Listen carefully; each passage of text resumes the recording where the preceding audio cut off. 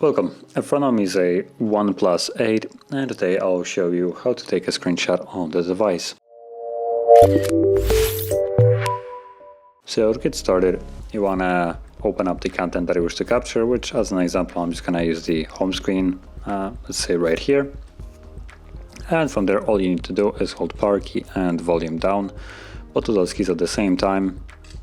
You'll get this animation right here, and then the image can be either clicked on and you can edit it from there, or it can also be found in your photo gallery. So let me just quickly find that, whatever it is.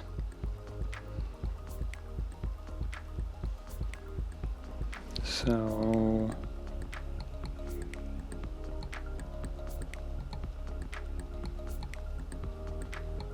there it is, gallery. And from here we're gonna go into collections, and you should see screenshot albums. Tap on it. As you can see, there's only one file, and there it is. That's the screenshot that I have captured. So if you found this very helpful, don't forget to hit like, subscribe, and thanks for watching.